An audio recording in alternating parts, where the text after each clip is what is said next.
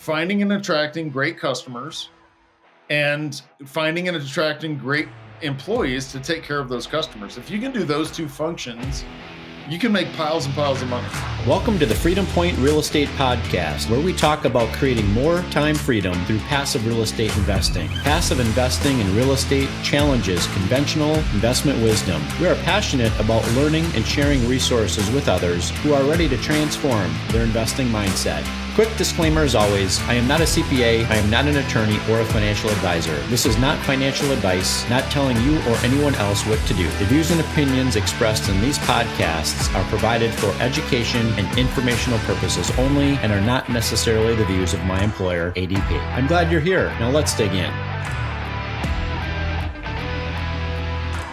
All right, welcome back, Freedom Point Podcast listeners. Thank you again for jumping into another episode of the Freedom Point. We're so glad you're here with us today. I have an amazing guest, David Weaver. David, welcome to the show. Hey, thanks for having me. Yeah, really glad you joined us today. For my listening audience, I met David a couple of years ago. I've gotten to know his parents, his wife, his neighbors. Been kind of a fun, exciting journey there. The reason why I wanted to have David on specifically is because David has an extensive background in franchise ownership. And I know that's something that a lot of investors, as well as people that I talk to day in and day out, have interest. They have questions around franchising in general. And David, as a FranChoice consultant, as well as a small business entrepreneur owner himself, will have a lot of value to add in that area. So just to give you a little bit of a quick bio on David before we get started, David believes strongly in wealth creation through business ownership and has owned or been a partner in several different businesses over the years. In addition to managing his current FranChoice consulting practice, David and his wife invest in franchise and in real estate assets. So David, I know I'm missing out a whole bunch of information there about, your kind of professional and personal journey. Would you mind kind of helping our listening audience learn a little bit more about, your journey as well as what you're focused on today? Absolutely. Yeah. Thanks for asking. So, I don't know how far you want to go back. I'm not a spring chicken anymore, but I would say, let's just say this. I started my career with GE Capital or GE Lighting. I was selling light bulbs in retail stores. And then elevators. Basically, the point is I learned in those experiences, big, great companies, right? But corporate America was not my bag. I was not the guy that was effective at climbing the corporate ladder. I was more focused on delivering to the customer than working the internal politics. And so my journey kind of got me out of corporate America into a pretty strong sales and project management is kind of where I was. And then my dad came calling, needed my help with a family business. But at this stage I was living in Denver, Colorado, loved Colorado, grew up in Indiana. Indiana's flat, great people. Colorado has a lot more to do outside. I'm an outdoorsy kind of a guy. So I left Denver, went to Detroit, worked in the family business, which was a foundry.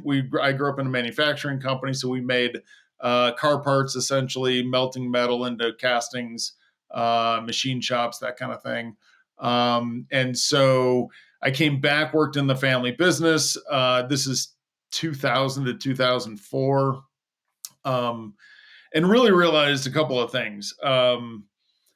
Family business is riddled with cliche, right? So don't go into business with friends and family. I believe that. I lived it. I teach that in my consulting practice.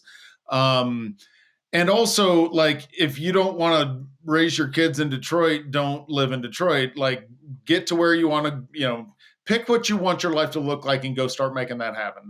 That was basically what I learned back then. My son was like 2 or 3 and my daughter was just born or ready to be born. And we got ourselves back to Colorado, worked for a small bank, small finance company. That's where I got into the franchise space. We set up programs for franchisors to lend money without the SBA, right? That was basically how I cut my teeth in the franchise space.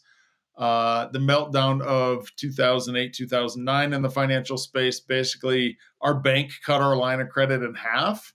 Because I was successful in lending money in the franchisees, We also had too many loans to businesses under 3 years, and the banks do not like that. So we were out of the franchise lending space. We were basically out of the lending business for a couple of years anyway. So, which meant I got pushed out of the nest. I was the highest paid sales guy, the most successful person in the company from biz dev perspective, and yet they stopped. And so I looked at angel investors, I looked at private equity companies, I looked at buying bank owned assets. Like a lot of banks will basically own the company through the debt because they over leverage, and that was happening a lot in 7, 6, 7, and 8. So that was one of my strategies. That was super fun. So basically 2009 and 10, I looked at how do you like, what am I going to do? Because I'm not going to be a banker. I knew I wasn't going to be a banker.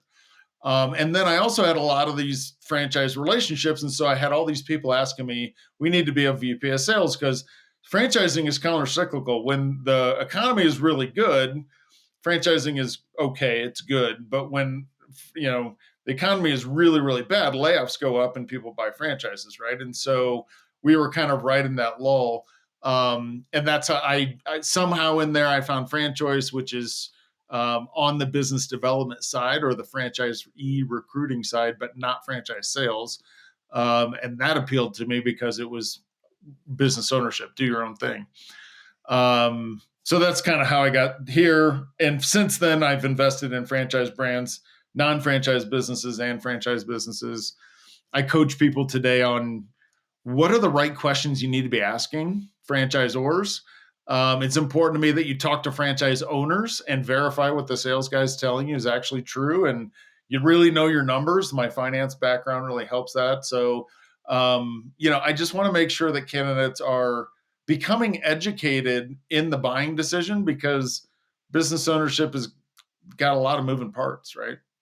Yeah, no, you said a lot of really great things there, David. And I really appreciate, you highlighting the resilience of franchising when there are economic, times of growth and economic headwinds as well. I've seen that to be, all too much the case where irregardless of what stage in the economic cycle we're in, franchising is a great place to be.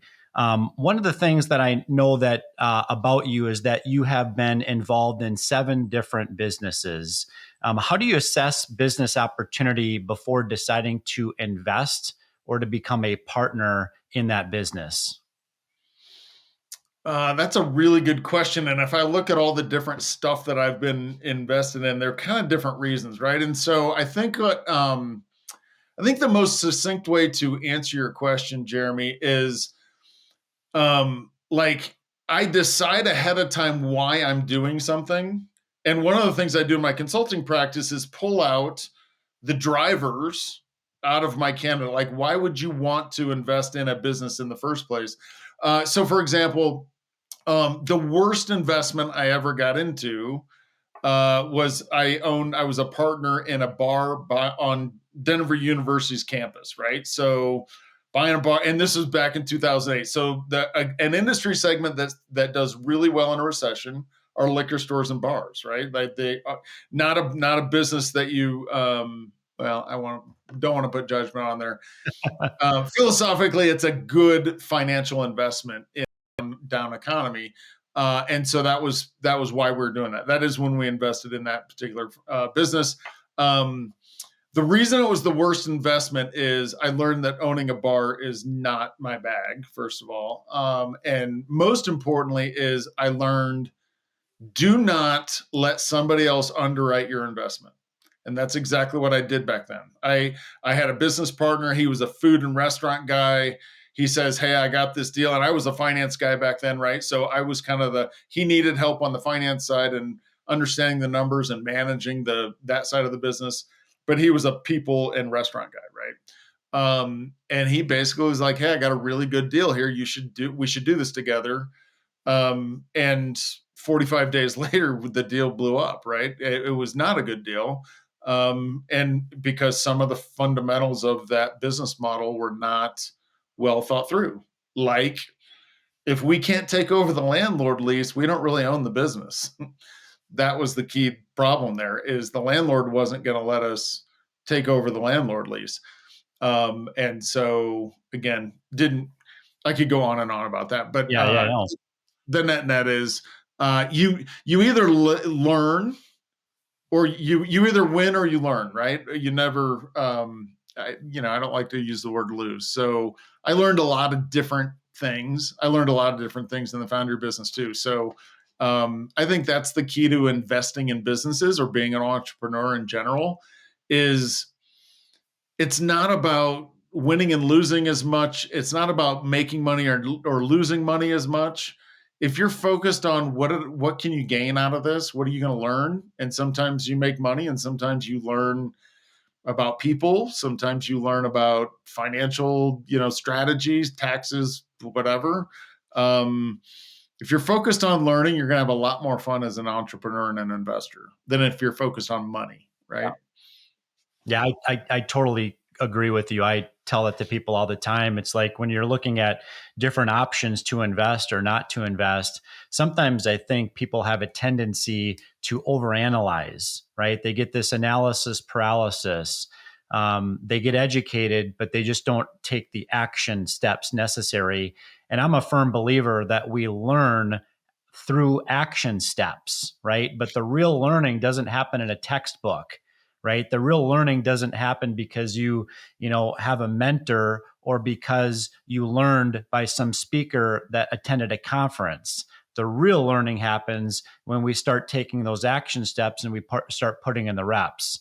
So really, really appreciate that perspective. I just, out of curiosity, what would be maybe one or two or maybe even three of the biggest underwriting red flags that you would encourage people to look at when they're evaluating whether or not to, launch into small business ownership or perhaps maybe even look to acquire a business? In acquiring a business or a real estate deal, or what investment in like acquiring a franchise? That's right. A franchise. Um, Man, I don't know. I don't want to talk too long. I would say, trying to be concise, the discrepancy between what the salesperson is telling you, this business can make this much money, or it only takes 5 employees, the discrepancy between the pitch and what franchisees are experiencing, right? Um, as an example, the franchise salesperson says you can run this business at $1 million in revenue with 3 employees. And then you talk to franchise owners that are doing $600,000 in revenue and they have 15 employees. Why do you have 15 employees? Well, because it's hard. I mean, like there's all kinds of reasons, but that would be a red flag. The This happens a lot in fixed retail, and I don't believe it's the fault of the franchisor. It's a function of the economy, commercial real estate and the economy. But let's use fitness or food, or we'll pick Jimmy John's and Yoga Six. Who cares what it is? It's not the point.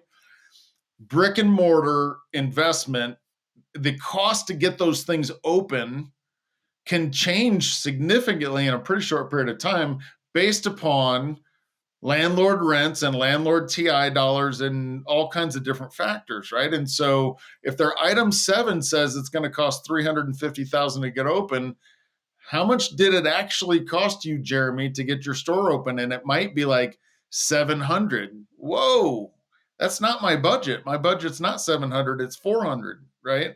Um, so those are some of the things that will automatically make a red flag, like stop. And I would not encourage people to invest more than they have or get themselves in a tough position. Sure. That makes sense. Now, another quick question for you is what common fears do you see individuals considering business ownership, and how do you guide them beyond those fears? Oh, wow, that's a good one. The biggest thing, how do you guide them beyond those fears, is get them to talk about it, right? You got to talk about the elephant in the room, and some people are happy to talk about it, and we can get it out and like sift and sort that apart. And some people just aren't, and the people that aren't are really the ones that are never going to move forward anyway. So there's a certain amount of risk tolerance that any entrepreneur needs to have to make that step and pull the trigger and make the investment. Otherwise, they're an educator, right? They're constantly educating themselves. They go to seminars. I was an educator. I didn't pull the ripcord until I was like 35, which I felt was late, but for a lot of people that wasn't all that late. But I went to so many real estate seminars about fixing and flipping before I just bought a house, right? Like just buy a house and do it, right? And figure out how hard it is to sand the hardwood floors down or whatever. Like it's not that, it's not that hard. But yeah, you absolutely just have to do it. Um, so yeah, I would say pick a line and get after it. That's a little bit of a skiing analogy, but sometimes you just got to pick a line and then ski it. You know what I mean? Right. What would you say are some of the common success characteristics of franchise owners that get into franchising? What are some of those common characteristics of some of the most successful franchisees? Delegation. I think the biggest difference between somebody who's successful being a business owner and somebody who's not, and not unsuccessful. So if you're not good at delegating, you can be a pretty successful entrepreneur, but you got to be in the right business, which means a business with very few to no employees, right? But if you're going to build a large organization where this whole concept of semi-absentee or manager-run franchising, that's a big buzzword in franchising, which is absolutely true in its third year. I don't believe that it's true for anybody in their first year, and I think that's a red flag misnomer. However, some people are really good at hiring, delegating, holding people accountable, KPIs, all of that. And if you're really good at delegating and building teams, I think you're foolish for not owning multiple businesses, right? Because it's the fastest way to create wealth, and on and on and on.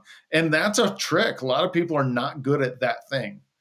Building teams and being able to delegate effectively and keep the ball moving down the field. Oh, it's great. Appreciate your perspective on that. What would you say are some of the most common themes that you hear amongst those that are in a professional job today that just have this burning desire to get into franchise small business ownership? Is it the desire to escape the W 2?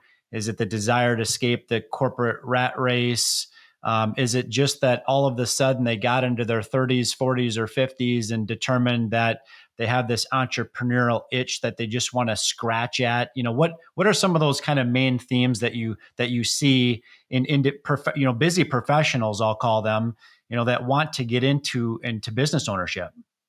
It's a really good question. A couple of things come to mind. One of the things that we hear all the time, it's one of those kind of buzzwords, is that franchising is just for people that buy a job, right? They can't really get a job. And so I don't believe that. The people that I work with are remarkably successful in their corporate career, and they're making a decision toward choice, rather than they just need to buy a job. Now, some people still feel like they're buying a job, but I think that the most people that have been successful in corporate America are the same ones that are successful as franchise owners. And so, to answer your question directly, what are the characteristics that I see? Is that really that drive that performance, or what are the reasons that people are deciding to make that choice towards business ownership?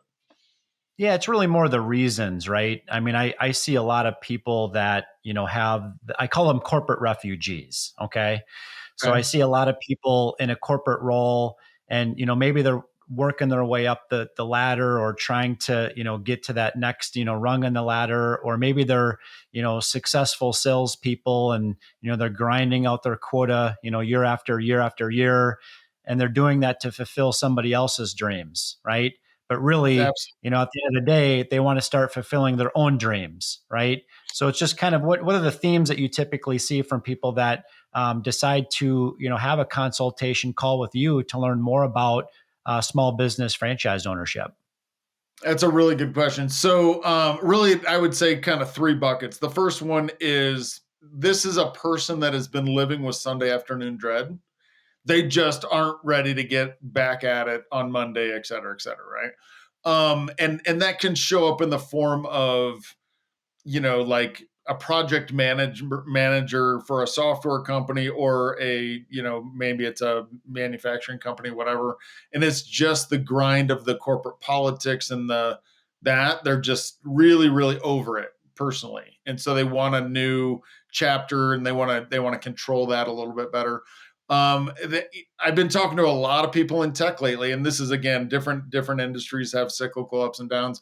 A lot of people in tech are just, they can't do I perform, and then the only answer is to raise your quota. And it's like, where am I going to get the next, I've already landed every, major company that would use this software. I've heard that story multiple times in the last, say, 18 months. And then kind of a variation on that is the corporate executive that has climbed that political mountain, right? And they can see that the way that, like, their internal helpers, right? I used to have Kathy that would help me with this, and I could always lean on the marketing department and George over there, where George is gone and Kathy's gone. So their internal subjective team, right? Their non-official team is gone. And you can call that whatever you want, but that internal subjective infrastructure that made you get things done that you could count on, all those people are gone. And so how do I do it now? And so they just don't feel that. And then I would say the third bucket would be it is highly successful middle management, corporate America person, mergers and acquisition, and the team gets wiped out, right? Their whole division gets pushed, and for no fault of their own. So those would be kind of the characters that I tend to talk to. Yeah, absolutely. And what would you say are some of the main benefits as to why, if somebody's considering small business ownership, why they ought to consider, investing into the franchise playbook of a brand versus them trying to build a business on their own? That's a really good question. And frankly, one of the things I tell people is this is an educational process, Jeremy, that I'm going to take us through. And we're going to find out through this process if you really are an employee, a franchisee, or an entrepreneur, right? An employee doesn't have the risk tolerance to make the step and put their money at risk and all of those things. A franchisee appreciates the structure that the franchisor has put together and is willing to follow somebody else's lead, et cetera. And an entrepreneur just wants that business to have their own thumbprint, everywhere. They want to come up with the colors, they want to come up with the tagline. That stuff is really important to them, and they will be super frustrated as franchise owners. And so, some of the things I coach people through is, like, where do you want to be? Because I believe strongly in business ownership, but franchising is not a great fit for everybody, right? And so that's one of the things that we're going to kind of find out throughout this process. What do I love about franchising, and why do I think franchising is the best path for business ownership for me personally, but also for everybody else? Is I've owned non-franchise businesses. I ran, I didn't own the foundry, but my dad bought a small jobbing foundry kind of as his retirement business. He was 58. I grew up in the foundry business, but that was a different company. And he asked me to come to Detroit and help him fix it. And so I implemented ISO 9000 quality control process, which, what I learned later, franchising is just ISO 9000 for small business. This is the methodology, this is the process, this is the standards that we're going to run this business, this department. It was very expensive. We paid a consulting company about what it cost for a franchise fee. It took me about 2 years to implement, and was very, very difficult.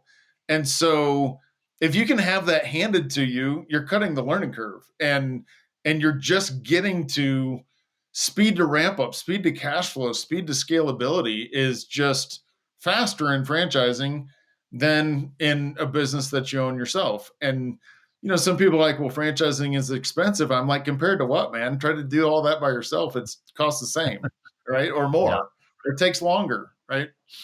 Yeah, and you don't have the playbook, you don't have the mentors, depending upon the brand, you've got a lot of franchisees out there within brands that are more than willing to help coach as well, you along that journey and path to success. So really appreciate that. I'd like to bring something up, just real curious about this.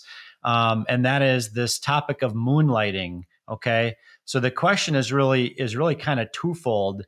Number one, for people that are looking to exit their corporate jobs and build up a business on the side, otherwise known as a side hustle, right? That is by definition the word of, moonlighting, according to Jeremy Dyer.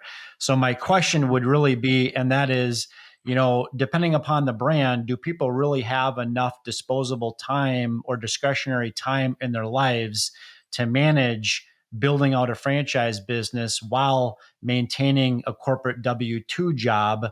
And the second component to that is I would suspect that there are some potential corporate refugees that would awfully love to get into franchising. They have capital sitting on the sidelines. They want to scratch the entrepreneurial itch. However, they're concerned that they might get in trouble because they're moonlighting on the side. You see what I'm saying? Yes, absolutely. The getting in trouble thing, I don't even know what to say about that. It's been so long since I've been in the corporate game. I don't even know what the rules are anymore, right? And clearly they've changed over the last several years here. Um, Side hustle is a sexy buzzword today. I don't know, like I don't even know what that means. Like how much hustle is on the side, and you know what I mean? Like there's a plenty. I've heard my niece is in her early 20s and she's like, a lot of people work from home and they have two jobs. Is that unethical? Like two like corporate jobs, not like you work 10 bar in the evening, right? That used to be what side hustle means. So can you do a franchise side hustle? I think it's all about setting realistic expectations. At the end of the day, if any of your listeners have remodeled a house, done a house project, done a fix and flip, the project always takes longer and it costs more than you really think and you anticipate. So, building a successful franchise, means you're building a cash flowing business, and that takes time, focus, and energy. Can you do that through other people? Hire a manager to run your franchise for you? Absolutely, you can. It is going to cost you more than it would if you did it yourself. So it's going to cost more. It's probably going to take you longer to get to cash flow positive than you would have. So, again, in my consulting practice, it's not about what you buy and why you're buying it, whatever. It's, are you asking the right questions and building an investment strategy that works for you specifically? And if you've done that, then the likelihood of your success goes up dramatically, right? So I think the side hustle mood lining thing is, it makes for a good sales pitch. I want to make sure that there's fundamentals underneath all of that, because I do believe it can happen. Why do I believe that? Because we did it. My wife and I did it. We owned Elements Massage, two locations of Elements Massage, and she was working a solid 10 hours a week in the third year. In the first year, she wasn't really good at delegating and she had to do everything herself and she worked her tail off. And she also wasn't a very good leader of massage therapists, which, that's a whole nother thing. Like, who's your employee? And are you good at managing that kind of an employee? Because they're all a little bit different and they're all a little bit the same, right? So, there's a learning curve. So don't think that you're going to start with 10 hours a week or 5 hours a week and that's all you're ever going to do. I think that's crazy talk. Yeah, I think that's great. And I think one of the things that I've, noticed in my own, personal life is if you're going to do that side hustle thing and you feel confident in your ability to do it, and there's some transferable skills there from what you've maybe been doing in your current role for the last couple of decades, which is really important, is to continue to take those daily action steps, right? People don't build successful businesses overnight. It just doesn't happen. Even if you buy into a franchise business, you're not going to go from 0 to 100 overnight. It's going to take time, right? But the important thing is that you're allocating energy and effort and putting in, putting in those reps on a daily basis to get you to where eventually you want to be. So oftentimes I don't think people do an effective job, reverse engineering. They know what the goal is, right? They just haven't thought methodically about what are the action steps that I need to take between now and then to get to where I want to be in the future. Does that make sense? Oh my gosh, you're hitting the nail on the head. And this is a long-term game, right? Like if you think that you're going to do this side hustle for 6 months of hard work, like make that 36 months of hard work and you're absolutely there, right? And so that's why I was referring to all these successful people that then become successful franchisees. It's doing the reps, man. It's the behavior's the same. What you've learned in corporate America and 20 years of corporate America is all the stuff that you need to be successful in franchising, because successful business ownership is really about finding and attracting great customers and finding and attracting great employees to take care of those customers. If you can do those two functions, you can make piles and piles of money, right? But there's a lot of water that goes underneath that bridge to make all that happen. And it looks like doing the right kinds of things consistently and long enough for the results to show up. So just having the right expectations is really key to, and I think successful people understand that, right? You don't have to do a lot of coaching on that because they just get it. They've been there. Yep. I'd love to give you a softball question if you don't mind. And that is, why should somebody, use the services of a franchise consultant? Why is a franchise consultant so important, when a person comes to the point in their lives where they want to look into, that side hustle, or they want to look into, opening a small business, in their local market? I would say for me specifically, I have had candidates. Again, I've been doing this for over a decade. I've worked with lots and lots of people. And the consulting, the franchise brokerage world, the franchise consulting world, there's a lot of people that are doing this as a side hustle. There's a lot of people that are retired from doing something outside of franchising that decide that they want to do this. And so I would ask good questions. Who are you working with?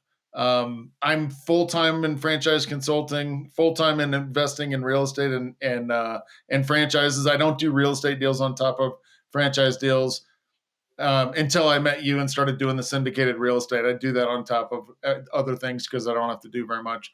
But why would you use a consultant is they will get you to frame why are you doing this in such a more realistic way, right? Like understanding the how do you pick one, which one is a great franchise? Like that is so the easy part. The hard part is understanding, really getting clear on why this investment strategy is important for you, but also smart for you, right? So the numbers have to make sense. I always tell people, and I think of this for myself, you got to think in terms of investing time, money, and energy. You're investing all three with everything you do, right? And so how much time do you want to invest? How much money do you want to invest? How much energy do you have to invest? We all want to be good fathers and mothers. We all want to be, invest in our community. How much bandwidth do you really have? Let's get honest, right? And so that's why I was kind of struggling with your question earlier is like I don't even know what side hustle means. You got to have direct focus to make things successful. Otherwise, I would encourage you not to do it. You know what I mean? And so maybe that's my philosophy, and it doesn't help my practice as much as if I was telling everybody you too can be a business owner, right? Like I want you to be a successful business owner. What I tell people all the time is like item 7 versus item 19. And I always focus on the amount of working capital that you need to get the business to cash flow positive, and what does that mean, et cetera.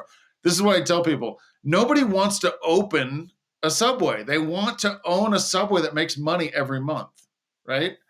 And so you got to figure out what it takes to make the second thing happen, because a lot of people open but don't stay open for very long. And that's not the game I'm into. I want you to love the fact that you decided to buy XYZ franchise. So. Yeah, absolutely. Now, one thing that my listening audience doesn't know about you is you're a ski instructor, and I know that that's been a passion of yours and kind of a bucket list item, for yourself personally. Outside of being a ski instructor, are there any other goals on David Weaver's list that he'd like to check off in the coming months or years? Oh my gosh. I mean, like I could go on and on about travel bucket list stuff. My wife is a traveler. She loves fancy hotels and stuff like that. I would say like the honest answer to that is I've owned little companies like a decorative concrete, stamped and stained concrete company. I ran a very complicated company like the Foundry. Um, I recently just divested myself from a large area developer in California. We had an operating partner in California. I live in Colorado. I was kind of the franchise expert and liaison, sort of. And then we had a money guy in Houston, right? So I wanted to learn what it was like to build a business using somebody else's money and somebody else's effort, right? Like that's kind of cool, right? Um, the investment work turned out to not be a little bit of exactly what I thought it would be, and a little bit not what I thought it would be. But again, I walked away from that learning a lot, and a lot of positive aspects of that. So I would say my big bucket list thing is because of my consulting practice, I've allowed a lot of people to learn how to get into business. I've owned a lot of different kinds of businesses. What I haven't done that I really want to do is find somebody that doesn't have money but has I've always wanted to own my own business, like kid, 20s, early 30s, young, and give them the ability to be a business owner.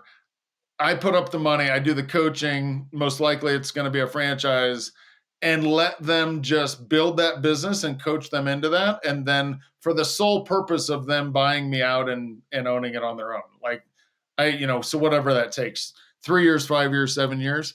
I think that full cycle would be something that would be super cool to be part of. Yeah, absolutely. What a great way to to invest in others and to give back. Kind of to mirror that story a little bit. I've got 4 children, 2 teenage boys specifically, and they are entrepreneurs, right? So we recently, well, I shouldn't say recently, a few years ago, they started a coffee roasting business. We most recently scaled that business down, very, very profitable. But that business was then replaced with another business called Dyer Brothers, which is really a lawn and landscape and snow removal company. So they went out and acquired a truck, and they're acquiring equipment. And, dad's kind of the coach. Dad's giving them a no interest loan, on the money that they need to finance the equipment side of the business. And plus they've got to cut my grass for free. Right. So, Yeah. there's those types of things, which I get really, passionate and excited about, helping the next generation of entrepreneurs. Yep, that's exactly right. And I think I just opened it up outside of my kids, right? Because that's kind of that's what typically happens. But I think I'm going to make that happen. Give me about 5 years to put all that together, but that would be very, very, that would be a success cap, Yeah. checkbox in the bucket. Well, I might hold you accountable to that. Okay. Please do, please do. Sounds good. Well, what would be maybe 1 or 2 different ways that our listening audience can connect with you to learn more about what you're up to? Probably the easiest thing is my website is www.franchiseyourfreedom.com. That I've got a page on there with all the different podcasts that I've been part of. I've got a YouTube channel that's franchiseyourfreedom.com as well, with lots and lots of different content on there. LinkedIn is obviously not obviously, but that's probably the most active social posting kind of thing. Or you can feel free to email me at david@franchiseyourfreedom.com if you want to have a conversation and get serious about talking franchising. It's my favorite topic. I talk about it quite a bit. That's great. Well, we'll put those links in the show notes for this episode. And David, really appreciate you joining us on the show today. Thank you for having me. I really appreciate it. Thanks. Absolutely. And Freedom Point podcast listeners, thank you again for joining another episode of the Freedom Point. We look forward to having you join us on the next episode.